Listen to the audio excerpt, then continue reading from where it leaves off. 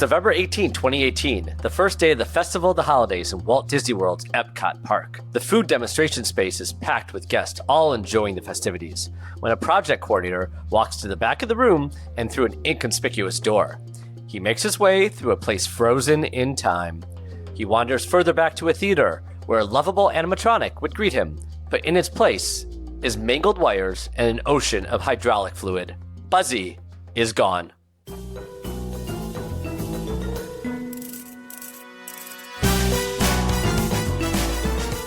Welcome to Heist Club, where we've got a new heist story coming at you each week.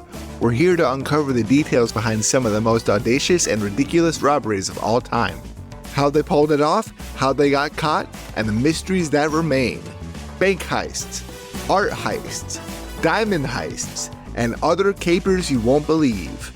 I'm Jesse. And I'm Todd. Welcome to the club.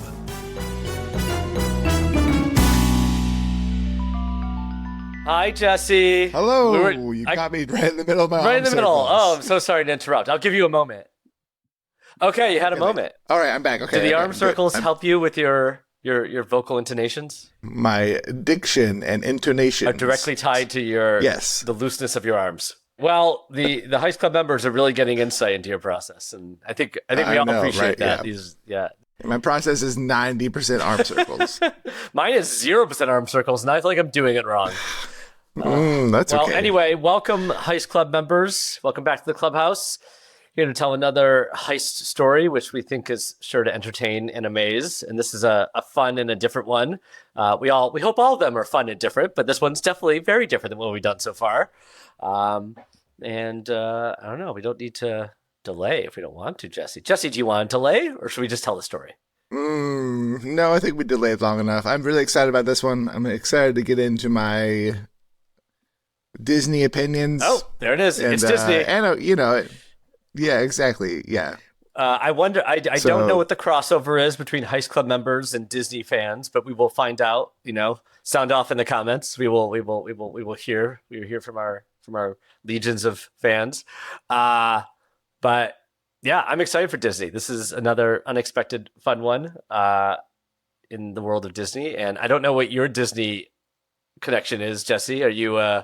Where on the scale are you? How many diamonds? On the diamond scale, where are you in terms of a Disney aficionado? Well, that's such a broad question because I feel like, everybody grew up with Disney. Yes. There's some amazing Disney movies. Love Disney. Don't like Disney adults and people that are only obsessed with one thing that is Disney. I don't think we should say don't like, because any Disney adults out there listening to this, hey, welcome to the club. I think you're weird. I think you're pinting up a lot of hate inside and you're going to do something bad one day. You need to let it out and watch a horror movie. I'm burying those thoughts deep inside me. I'm embracing all. I'm embracing all. Not everything is Prince Charming. Oh, God. Todd. Very few things are, Jesse. No. Okay. Yeah, it's funny. I feel like I grew up with a strong Disney connection because I would go with my family, of course. And at a certain period in life, I just stopped watching them. Like I didn't see Lion King until I had kids. Like I was not watching it when I was young. So there was a whole swath of like Beauty and the Beast, etc. Like, I don't know. I feel like I watched things when I was younger than that. And at a certain point, I didn't see them. Besides Mulan, which I saw on a date. Nice. Yeah, great date. That's fun. Probably her idea. Maybe it was mine. It would be strange if it was mine. But then, yes, with kids, Disney Plus, etc. Trips to Disney. It is a hardcore part of our world, and the songs we sing more than any other. And I don't shake a stick at that. I embrace that. So. Nice. I think Disney is a part of my life, as in I will check out the newest Pixar movie, and that's pretty much as far as it goes. Or if someone's like, "Oh, this one's really good," then I'll be like, "Okay, let's do it." Well, and you do make a point. Pixar was definitely a strong part of my life for a long time when their hit rate was 100%, and then it stopped being 100%. Yeah, I remember when I gave up when they stopped putting out banger after banger. You're like, "Oh no, they're just another company that sometimes they're not amazing." Yeah, now it's just sequel after sequel. Well. For this one, we're not only traveling to the wonderful world of Walt Disney, we're also traveling back to 1989. And to take you listeners back to 1989, New Kids on the Block was on their rise to stardom. The Simpsons had its premiere, and Tim Burton's Batman was the highest grossing movie of the year. I am assuming Jesse and I can go on long rants about our fondness of Batman. Yep. Okay, good. Safely assume that. Meanwhile, in Orlando, Florida, Walt Disney World's experimental new park, EPCOT, had been in operation about 7 years and was about to open their newest exhibition. And EPCOT was much different in its inception than today. This basically, I don't know if you noticed, EPCOT stands for Experimental Prototype Community of Tomorrow. And I feel like every time I learn that, I forget it. Because I remember when I was there just a few years ago with my kids, we did learn that. And when I learned it today, I was like, oh, I totally forgot that was the name. But I would have never guessed that in a million years. That's and no really one funny. really remembers, I'm guessing. But EPCOT's a strange place. It still is today. And EPCOT was all about, progress and the future. Half of it was the World Showcase. That part of the park is relatively unchanged today. And the other half was Future World, which is focused on science, technology, everything future. It had buildings scattered about, known as pavilions. Each pavilion had a sponsor to fund its maintenance. However, as we mentioned before, EPCOT was experimental, and guests were not really getting it. Low park attendance caused sponsors to drop out, and the pavilions fell into disarray. So one by one, the pavilions were demolished, replaced, or they received extensive renovations, or were just plain, demolished for space. But one remained untouched, another building called the Wonders of Life Pavilion. So, what is the Wonders of Life Pavilion, you ask? It's dedicated to health and biology. It held interactive exhibits, including fitness games and educational videos, including a video about how babies are born called The Making of Me, starring Martin Short, which featured footage of live birth. Which I found on YouTube and watched yesterday. I don't know if you watched it.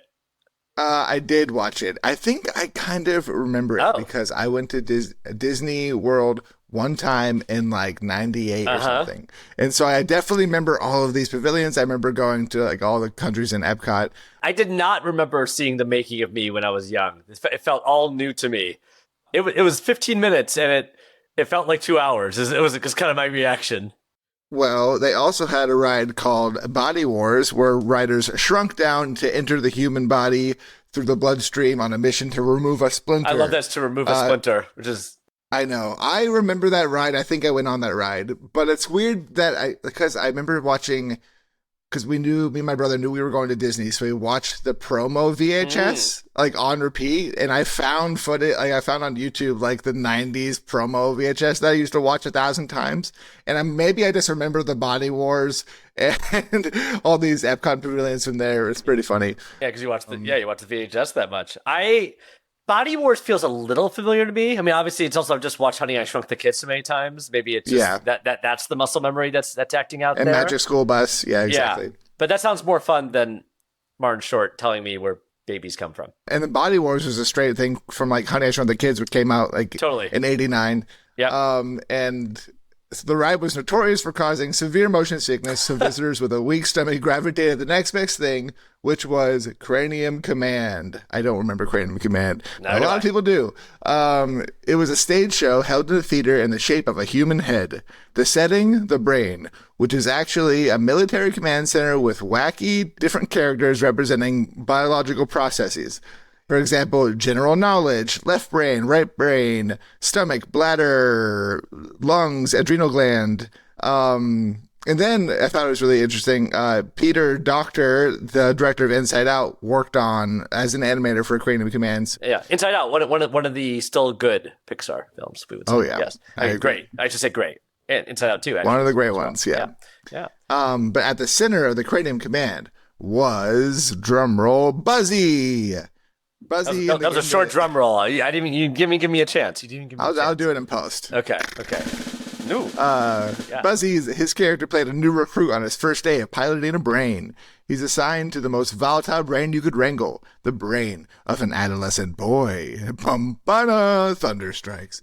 I'm looking at a picture from right now. He's adorable. He is adorable. Those big old glasses. He kind of looks to me like one of the three chipmunks, Alvin maybe, but in boy form. Yeah, just has that kind of he's just screaming that kind of energy. I have a thought of what he looks like that I will get into later, but we'll put a placeholder in that. Yeah, tease. Okay. I know. Stay tuned to find out. But the creation of Buzzy was no small feat. He was built at a cost of a whopping $270,000. With inflation, that's like $700,000 today. That's yeah, crazy. fans consider Cranium Command like an Epcot hidden gem, but perhaps it was too hidden. I think it was literally in the back. At one point in 2001, the Wonders of Life Pavilion lost its sponsorship with MetLife, and it began to fall apart. In 2004, the park announced the pavilion would only operate during periods of high crowds. Fans know this is a death sentence for Disney attractions, and on January 7, 2007, it quietly closed its doors. So it held on there for about 6 years after it lost MetLife. That's not completely terrible. Also, it says a lot about Epcot's popularity that Disney, with all of its money, needed sponsors to keep these things alive because clearly they were not the moneymakers. Right, I know. I feel like, it had a pretty good life considering that it had mixed reviews or whatever. Yeah, so many things run its course, and no offense to the Disney fans out there who I think know this, but it wasn't racist, Disney has had to close many things because of that. This was a better reason to close it. I know. Yeah, that's good. That's a good point. Yeah, it was just learning about the brain. Mm-hmm. People don't want to learn about the body, I guess. Yeah, the brain of an adolescent boy, of course, the most important brain to study. Exactly. I say in jest. I say if you can't get my tone, listeners. That was I got jest. it. Yes. Yeah. Well, thank you, Jesse. Yeah, but unlike other pavilions, once it closed, Disney just left it there. They let the trees grow out around it, and management removed the building label from the park map. However, Disney didn't leave it completely abandoned. They sometimes rented out the lobby for corporate events and used it as a food demo and wine tasting space for seasonal festivals, which Epcot had a lot of. Mm-hmm. Still does, I think. Fake walls were placed around the building's interior to hide any hint of this being anything more than a boring event space. Casual Disney fans had no idea the treasure trove they were so close to, but hardcore Disney fans, the Disney adults, they knew, and they were hungry for some Buzzy. But let's fast forward to 2011 with an Imagineering team riding Body Wars, proving the pavilion was operational. And then rumors of a possible reopening spread like wildfire. I mean, I'm guessing spread like wildfire in certain sectors of the internet, not amongst, the common Disney fan. Was Reddit, when did Reddit start happening? A little bit after this, I think, but there were always versions. No, of, I know. I'm just curious. Yeah. I was going to say I've not really explored the Disney channels on Reddit, but I'm pretty sure I have. First of all, for theories of certain things, but also just in terms of going there and trying to master the park and what rides to go on. I definitely did that. I explored way too many websites trying to get my kids to be happy after a day of park jumping. Got it. But let's venture further into the 2010s, and the Wonders of Life Pavilion catches the attention of a new crowd, urban explorers, or as some like to call them, professional trespassers. These are folks who explore hidden, abandoned, off-limits buildings and locations that are supposed to be inaccessible to the general public. Factories, schools, movie theaters. You get some pretty often taking amazing video or photos that go viral online. Do you have an opinion about urban explorers? Do you like them? Do you not like them? Do you not care about them? I don't dislike them. Yeah. In general, look, I'm from Detroit, right? So I've seen plenty of images of derelict Detroit buildings thanks to urban explorers. Right, exactly. I know, Yeah. I don't know if I want my friends and family to do it because sometimes it feels like it's not safe, but but I appreciate some of the imagery that come out of it. It sounds like you have an opinion. What's your opinion, Jesse? No, I'm kind of the same way. I think it's fascinating and terrifying. I would never want to do it in a million years for lots of reasons, but I think it's just kind of fascinating and interesting. Yeah. And terrifying and probably very thrilling. Yes. I have never, I guess I've never officially done it. I don't know. I'm sure I've just walked into places where I shouldn't be, but I wouldn't term myself an urban explorer just based on that miniature experience. So I should say Disney urban exploring is not anything new. Exploring abandoned Disney World properties is a popular genre within. Listeners, if you want to get some chills, search up abandoned Disney. You'll find some really great stuff. And anyway, a spooky abandoned theme park ride is the perfect YouTube thumbnail. I think that's pretty cool too. The pavilion itself was also shockingly easy to break into, though, in this case. We should even call it a break-in as the door was always unlocked. So clearly they just were inviting people in, basically. And Disney also never bothered to put up cameras. which is a common story in our heist that we see. I know. Not always in the 2010s though, or I feel like often we're looking way before that. But Right. even Disney, even Disney says a lot. But explorers as young as 12 apparently were getting into the building, and Buzzy was, as understandably, the centerpiece of these videos, stolen his perch in the Cranium Command Theater, waiting for the next show to begin. God, that's so sad to think about. Wishing they're just wait, because at night it would come to life. That's put. Yeah, exactly. Yeah. It's very Disney to think like, oh, one day the ride will come back. Yes. But then in 2012, Buzzy's gloves went missing.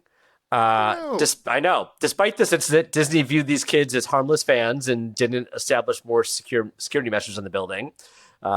Seems like liability issues. Why would a fan cause harm? God, Disney sounds so trusting based on this, which is not always how I think about the Mouse House, trusting and open and not pursuing legal means at first blush. But the years pass and Buzzy starts to look worse for wear. We have an image here, and you can see one of his eyes is super droopy. It's almost like he's closing. It actually looks like he's literally closing his eyelid and falling asleep. But this is really just from wear and tear.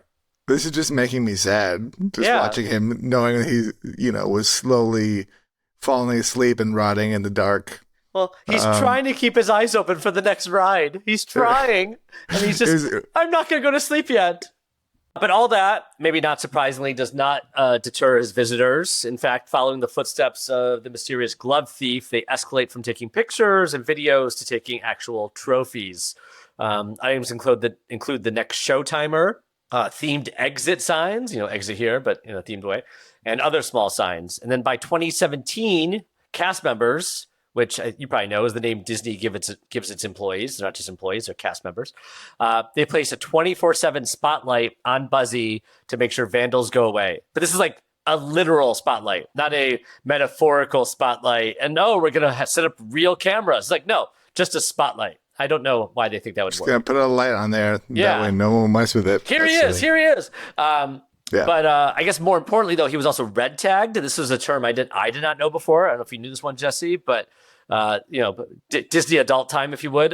When an item in a Disney park is red tagged, that means that the archives team is selected for preservation, which is good news for our boy Buzzy. Bad news for fans hoping Cranium Command would open for one last show. Although in that context, maybe bad for Buzzy too, because he was just waiting for one more show. But at least Buzzy will survive intact because he's been red tagged. But again, another twist. Over a year later, in August 2018, eagle-eyed fans spot Imagineers around the building. Are they testing the show? Will Buzzy be resurrected? Actually, he gets a makeover, a fresh coat of paint, new clothes, even his wonky eye is fixed, so he's wide-eyed again. And people start asking, does this mean we'll get an announcement the show will open soon? Or is this just a touch-up before he's preserved for posterity? But then, a gruesome discovery. November 18, 2018, EPCOT just kicked off the festival holidays. The food demo space is packed with people for food demonstrations and wine tastings. A project coordinator, Ron Mena, takes a break from the festivities, a reward for a job well done. Like the urban explorer, Ron also indulges in the nostalgia of the Wonders of Life Pavilion. He walks past towers of storage equipment before he enters Cranium Command to check on his old pal Buzzy, who is due for retirement any day now. But, to his horror, Buzzy's chair is empty, and his hydraulic lines are crudely cut and have spilled fluid all over the theater. Buzzy is missing. That's a horrific scene. That's horrific. That is just like, you feel like, oh my, you can imagine the horror music playing as you stare at one detail to the other. Oh, man. I know. Be delicate with Buzzy. He's just but a boy. But after the break, the investigation, Disney adults, and the Disney black market, we'll see. Stay tuned. We'll be right back.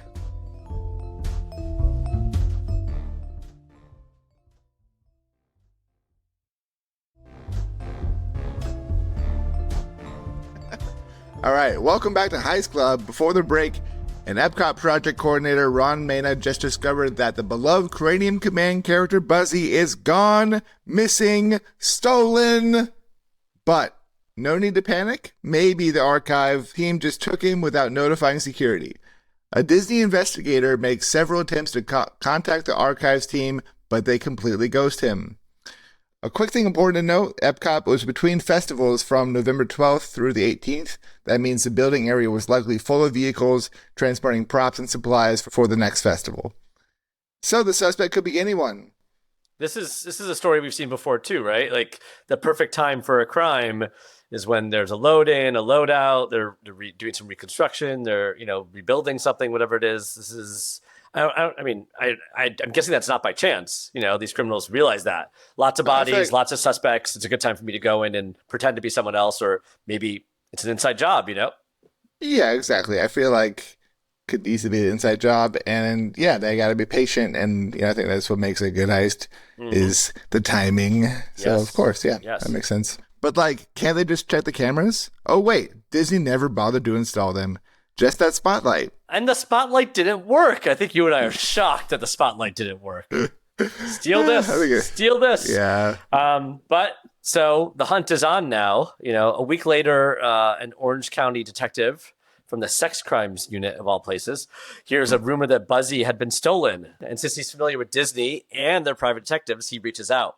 The Disney investigator tells him that they did not want to alert the police department, but they fill out a report anyway. And now the time to hunt for an animatronic napper, like a kidnapper, but animatronic. Get it? I get it. Okay, good. I want to make sure. So then on about a month later, December 21st, 2018, Buzzy's kidnapping goes public when a Twitter account for an urban explorer called Dreamfinder Guy tweets, Buzzy was stolen from Wonders. Please contact OCPD if you know anything about Buzzy's whereabouts. And then he even mentions the police were searching someone's home. So he knows some details. Now it's crazy that Buzzy is discussed like a real missing person, but I know he is beloved. He is beloved. Yeah. So now it's Operation #Find Buzzy. This is what explodes on Twitter, and the social media verse. And Disney adults put on their best impression of the Great Mouse Detective to bring Buzzy home. They have all their tools at disposal. Specifically, they have Disney employee friends who are always ready to vent about their jobs. And they also happen to mingle in collector spaces. And collector spaces are really a code for black market. There's a massive market for stolen Disney items. In March 2019, California Highway Patrol arrested a man for having over $10,000 in stolen Disney pins. That's just pins from the Disneyland Resort in Anaheim. And then if you want to get into the action yourself, although I'm not saying you should, but Disneyana, type that into eBay. There's also a store at Disney now called Disneyana. They've leaned into it, but just do a search for Disneyana on eBay and you'll see so many items. Even including right now, there is a animatronic head listed for $25,000. The seller's location, Orlando, of course. I'm assuming that's on the up and up, but I don't know how. How is that possible that someone's allowed to sell that? That seems pretty serious. It's not Buzzy's head. We should point out. So maybe we don't care as much because it's not Buzzy, but still, $25,000 is some serious coin. Yeah, I'm looking at it. It looks pretty insane. I want it. Can I borrow $25,000 for me? Yeah.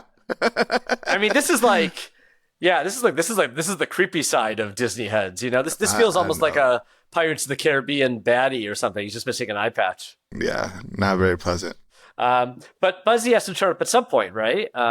Well, what's this? The Disney adults unearthed a police report from August 2018 for the theft of Buzzy's clothes and his hands. What? He took his gloves and then his hands? Oh, it's just terrible. Oh, it's poor Buzzy. So the items taken are a green military-style cape, a red bomber jacket, and a pair of custom-made rubber hands. That's according to the report. The items are part of Walt Disney World history and hold a value in the black market for collectors. So that kind of explains the makeover, right? We heard about the makeover earlier. Now we know why. We didn't talk about the thievery of his hands before. Back to Disney adults. The report came under scrutiny by them, as Buzzy's jacket is actually brown.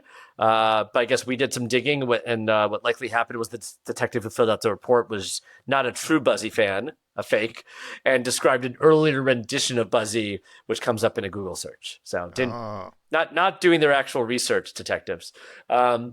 So the Disney internet cast doubts on Dreamfinder guy. They accused him of lying, that Buzzy was just, going natural for a bit before Imagineers made him decent again.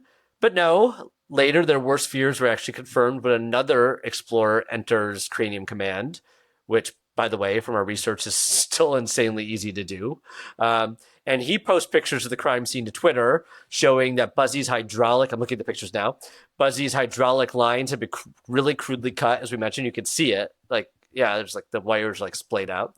Yeah. So definitely not the work of the archival team removing him from reservation. This feels like hastily done, crudely done, and he was just kind of ripped out of there. But really begs the question: how do you steal Buzzy? Because Buzzy's not just a plastic figure on a perch, right? I know. He's a lot bigger than you might imagine. Yeah. He's an elaborate animatronic mounted about 7 feet off the ground, which is already, a feat to get up there. Yep. On a hydraulic arm. To combat that, you can use the maintenance server's lift that's hidden under Buzzy that requires knowledge of how to operate. So you have to know how to do that. He's also bolted to his seat and connected to multiple hydraulic lines. No problem, just bring your tools, right? But Buzzy weighs somewhere between 300 and 500 pounds, and he's 6 feet tall. Wow. He's a big crazy. boy. He's a big boy, Buzzy. Yeah. But, okay, so maybe you and a couple of guys can get him down, but how do you get him out of the park? He's huge. And then how do you get your tools into the park? There's so many logistic things. Yeah. Our strategy might have been, if we, how we would get him out, put him in a wagon, cover him up with a blanket, and blend him in with a massive crowd. Like, maybe it could work. Excuse my giant baby in this massive stroller. This sounds a little ET-like, I know. Like, keep your head down. Keep your head down, Buzzy. Yeah, I went for Honey, I Blew Up the Kid when they have a 6-foot baby. That's what my mind went to. Good memory. That's good, and that's very topical to what we referenced exactly, earlier. Going back to the 90s Disney references. Exactly. Also, Epcot has an exit in the World Showcase that is sort of hidden, and it takes you to a boardwalk that is pretty vacant at night. Okay. So that might be a good route to go if you were trying to steal a giant robot. But perhaps we have an easier explanation. Who would know the ins and outs of Disney's security team? Who would be able to navigate all the backstage roads and drive in and out inconspicuously? Maybe with a Sprinter van and or a tractor trailer? Okay. Well, this wasn't a job for any thief. Disney faced a threat from the inside. All the signs relating to it. It's another inside job. Cue the sirens. Inside job sirens. Yes, it was an inside job.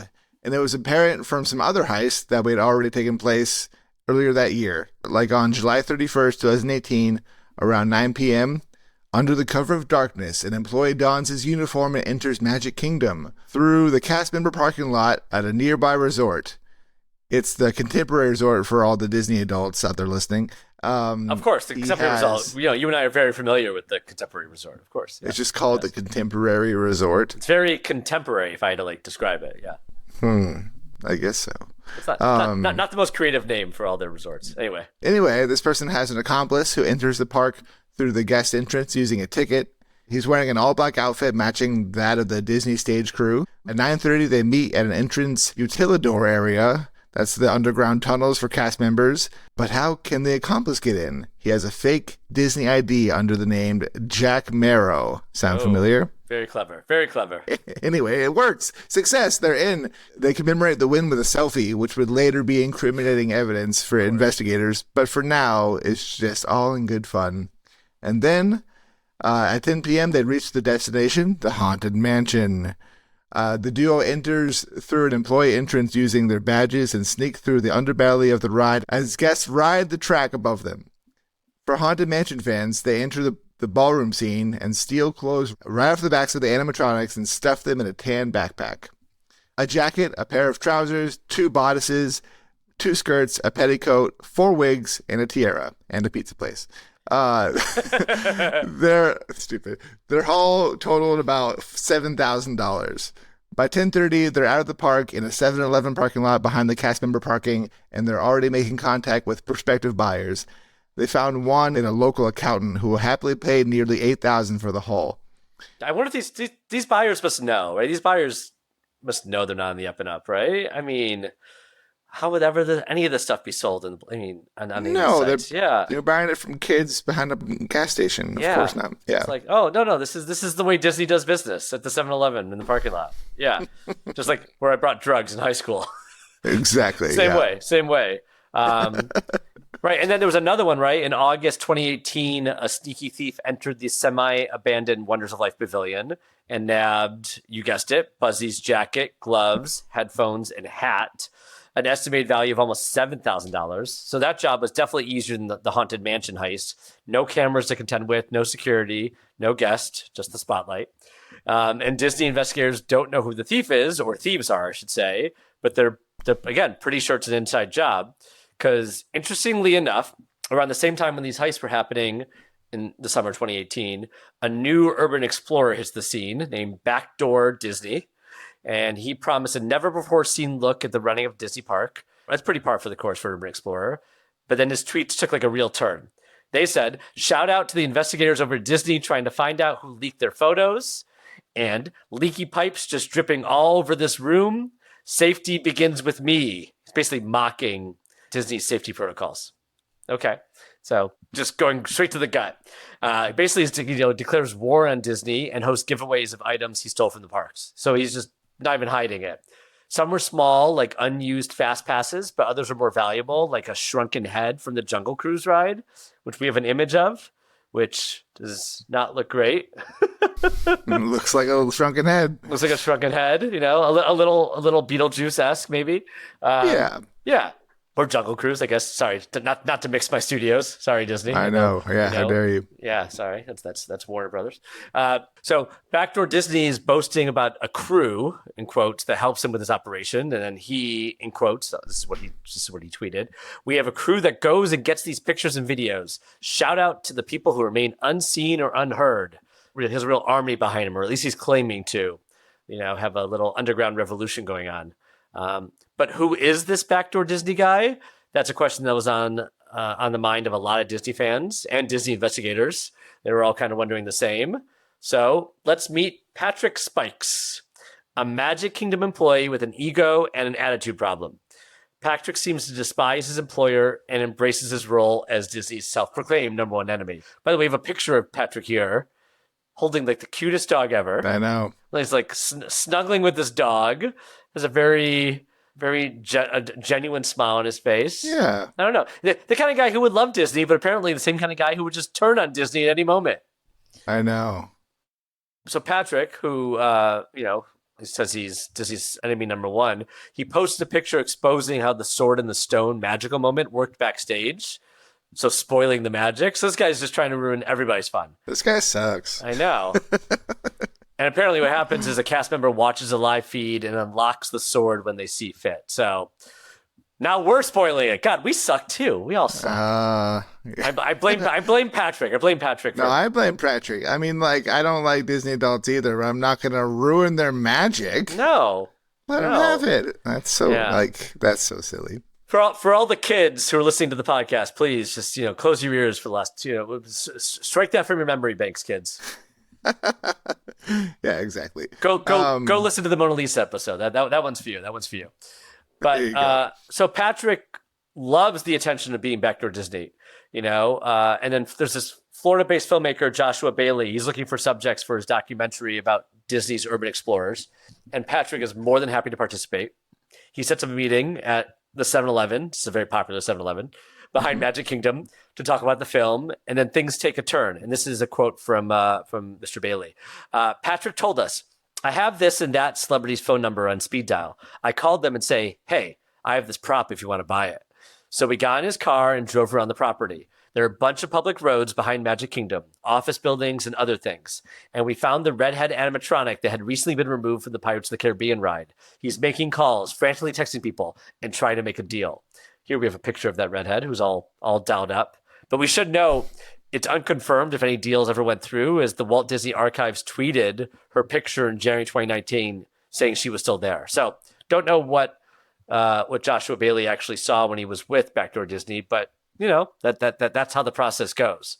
And And it was after this meeting that Disney's private investigators finally catch on to his mischievous alter ego. And Patrick either quits his job at Magic Kingdom or gets fired. I would imagine gets fired, but we don't have the details for sure. But now Disney investigators are onto him, but they can't prove anything. So when Buzzy vanishes, the spotlight, the figurative spotlight, I mean, Right. On Patrick gets even brighter. So find out more about that after the break.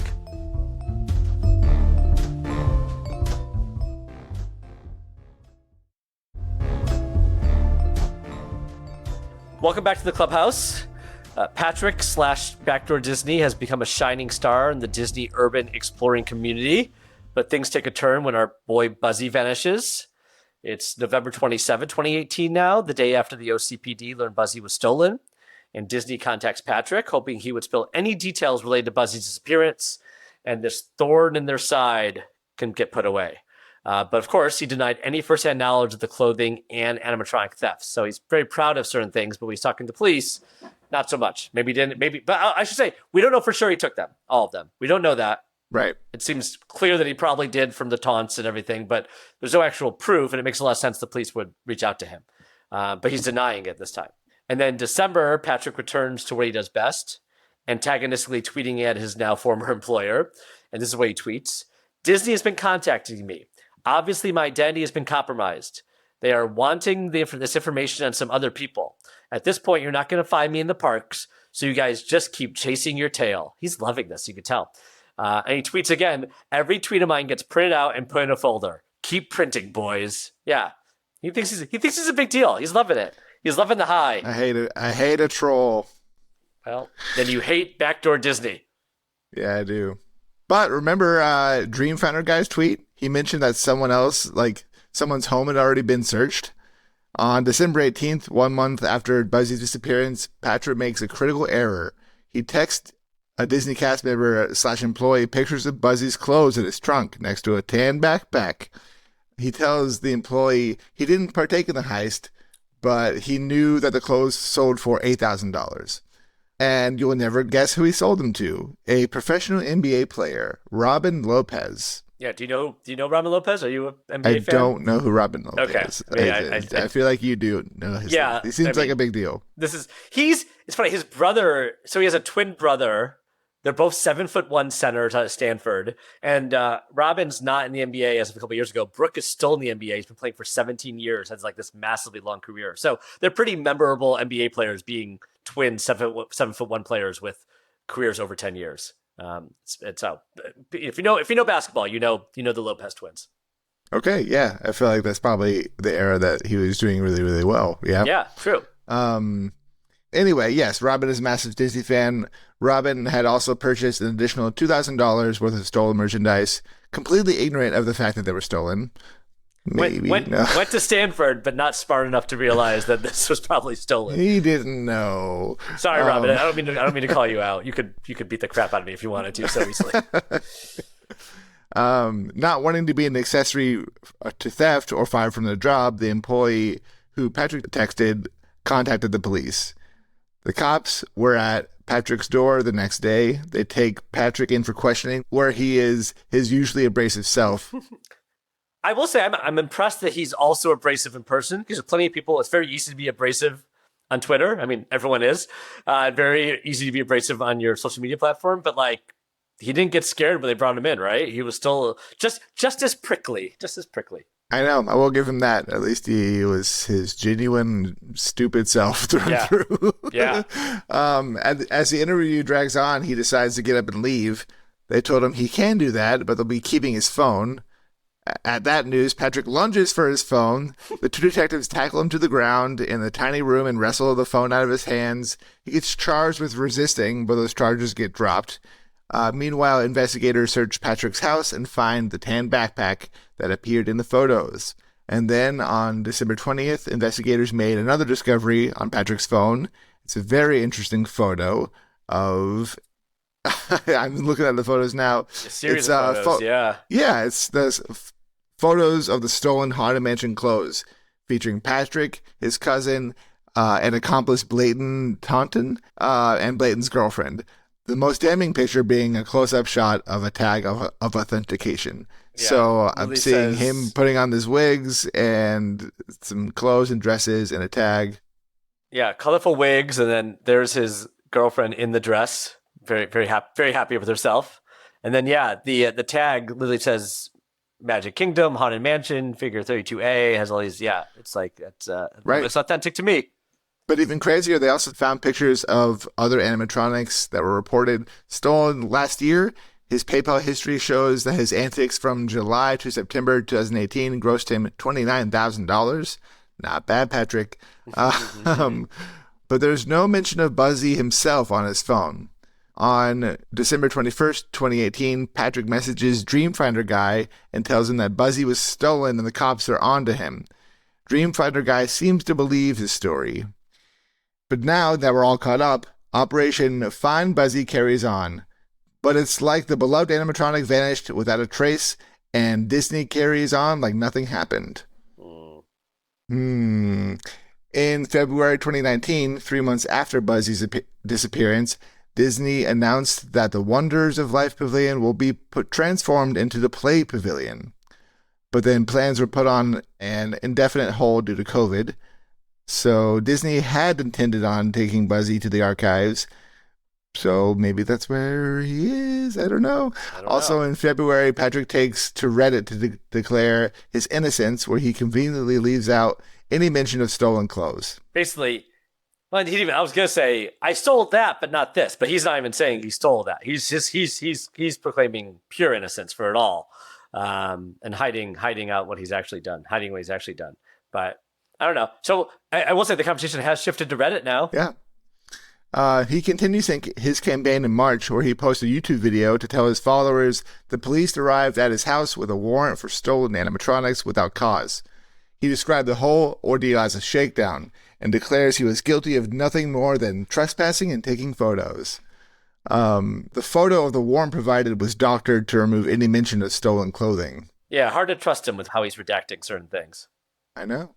And then, a few months later, May 2019, in a freakish way of taunting the cops, Patrick posts a picture that is pretty unsettling and freaked out a lot of the Disney people. I'm looking at it now. It just looks like Buzzy's face, like a rubber version with no color. And he posted the picture and wrote Buzzy head. And we're describing it because obviously you listeners cannot see the image, but it looks like Buzzy, but not the full colorful version. And I guess what many people thought this was Buzzy's severed head, and it was proof that he took it. And many media outlets ran with that story. However, it was just the rubber mold used to create Buzzy's face, which is already in a collector's gallery. So he really is just teasing them. He found the photo elsewhere and posted it to make it look like he was posting a ransom photo of like, look, I got him, and here's today's newspaper headline. Yeah, I guess he was really just taunting them. When I first saw Patrick, my first thought was, and I swear it was my immediate thought, it sounds like I'm doing a bit, but I think his face looks like this face. I think he looks a lot like Buzzy. Oh my God, I kind of see it. Okay. Well, it's the smile he's making in that photo with the dog. I know. Yeah, it's like it just kind of looks, especially when you see just the mold, it's just the features. I'm like, maybe he deep down felt like a connection to Buzzy. Is this a Pinocchio story? Yeah. Is your theory that Buzzy never disappeared? He just turned into a real boy finally, and Patrick was that boy? Yeah. That's the best theory yet. That is my theory now, for 100%. That is what happened. If that theory does not exist on Reddit yet, we must go to Reddit immediately after this and post that theory. You can't find Buzzy because he doesn't exist, because he is Patrick now. He is Patrick now. Wow. He's a real boy. That's the craziest Dreams way to come true. Yeah, that's the craziest way to get away with the crime, That would be the Disneyest of endings, I think. Mm-hmm. I love it. But then, so OCPD, even though that Buzzy head that he posted was not actually the Buzzy that was stolen, based on all the other evidence, the photos, they did arrest Patrick a few days later, and they charged him with burglary of an occupied structure, dealing in stolen property, and grand theft in relation to the Haunted Mansion and Buzzy clothes. But they've got nothing on him for the theft of Buzzy himself. So, we're still wondering where Buzzy is. We're gonna jump. We know where he is. Well, Sorry, go ahead. aside from being Patrick himself, Yeah, we're going to jump to June 2019. And this is a guy named Dave Hoot Gibson Ensign. I don't know why his nickname is Hoot Gibson. Maybe there's a Disney reference in there I'm just not getting, and Disney fans will know. Hey, listeners, if you know, I'm not going to do a Google search. I want you to call in or write in and tell us. But Dave is a retired Disney explorer, and he tweets a bold claim, which is Buzzy is in the animatronic lab at Central Shops. And then he follows up with, P.S. I don't give a piss if anyone believes me or not. So Hoot Gibson, he's got some tude. He's got some attitude. I don't give a piss if anyone believes me or not. But I mean, this was a theory before. I don't believe him based on that. Based on the piss. This was a theory before, but there was no one confirmed it, right? It was, and also we saw the way that Buzzy was cut out. It felt like if the Central Shops were taking him, the lab was taking him. Why would they so crudely cut him away instead of doing it properly? I don't know. So he explained, Dave explained that Buzzy will be repurposed for the new Guardians of the Galaxy roller coaster as decoration for the queue, which is a fun idea. I like the idea that they would take an old animatronic and let it live on as part of another exhibit, whether people actually know that's who it is or not. Obviously Disney adults would be like, oh my God, an Easter egg, you know who that is. And everyone else would be like, okay, just part of the long line while we wait and our kids are on our iPads. Right. So police then check out the lead and they find no Buzzy at the Walt Disney Central Shops. There's other animatronics there, but no Buzzy. So none of the employees had ever had contact with Gibson either. So he apparently just made it up just for attention. I don't really know why. I don't give a piss what anyone thinks. Yeah, I don't There's give no a way piss. I believe you, dude. We coming in too hot, man. Yeah, he tried. He got attention. The police checked it out. Yeah.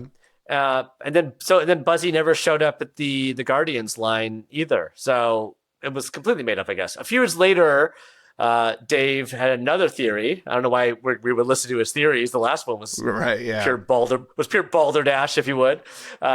He says a source told him Buzzy was sold by a cast member to a collector for $500,000. No proof, just a source. Okay, Dave, I'm done listening to you, Dave. I need proof. I don't know if I trust good old Hoot Gibson. I would say $500,000's too much based on the $25,000 for a head, but we saw what it cost to build Buzzy. Like, he was not an inexpensive animatronic. So I don't know. Yeah. I mean, we'll have to reach out to the NBA Disney community and see if any of them are interested, or any local accountants or lawyers or whatever it might be. Right. But then in February 2020, as just before the park closed for COVID, I guess. In February 2020, as part of a plea deal, Patrick and Blayton pled no contest to the theft of the clothes. Patrick was ordered to pay $25,000 in restitution, split among Robin Lopez, the accountant who bought the Haunted Mansion clothes, and then the Walt Disney Company itself. Patrick was sentenced to 10 years probation and 250 hours of community service. Blayton was sentenced to 5 years probation and 125 hours of community service.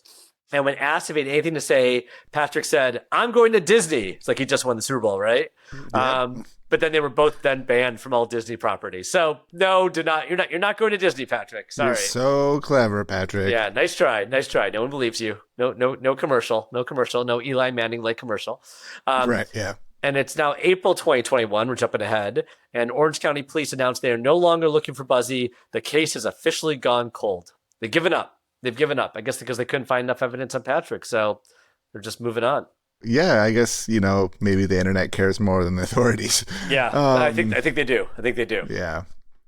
But wait, what is this? In February 2025, Backdoor Disney's YouTube channel reactivates after a 6-year hiatus, and Patrick goes live.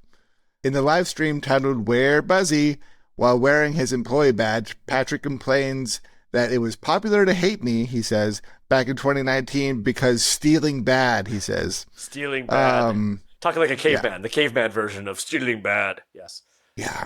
Yeah, it's funny when you don't put an S on something that's supposed to have an S. Hilarious.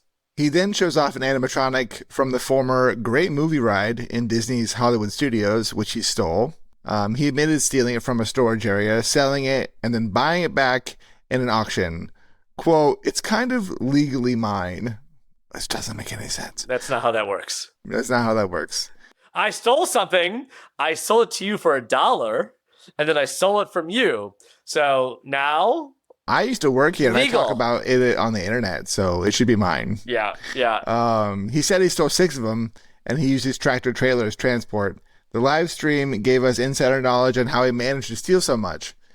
So a little bit on the process, cut to the, flashback montage. Yes, this is how he really did it. We're seeing all the details now. Exactly, yeah.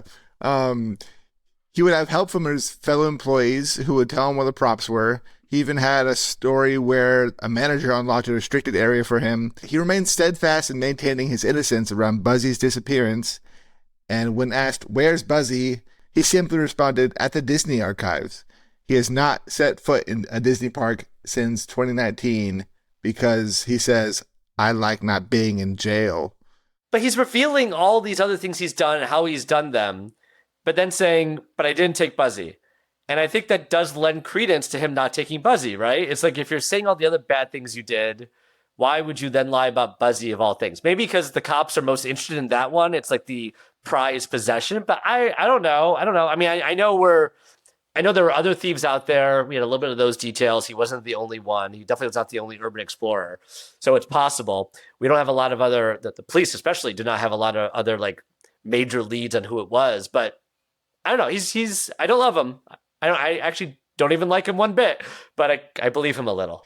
I don't know. Maybe he just thinks that's the one that would get him more jail time, Yeah. Or maybe he at least knows where it is. Yeah, I don't know if I believe him.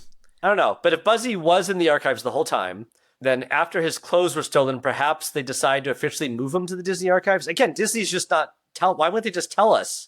Why would they let their community just, I don't know, go crazy out there with these questions? I don't know. And maybe then I guess they just got lazy then with the removal because Disney was planning on demolishing the show anyway. So, they didn't just unplug him. It's something confusing. But I will say our producer, who's a Disney aficionado, did point out that the Walt Disney Archives are not open to the public, and pictures of its pieces are posted sparingly on the Twitter account. So they are very picky and loaning items out to museums. Like, they are protective of this stuff. Again, I think if someone says, "Well, that's stolen," why wouldn't you just come out and say it's stolen and not say it's not stolen and we actually have it? But maybe this is all just due to lack of communication between departments and the employees overreacted.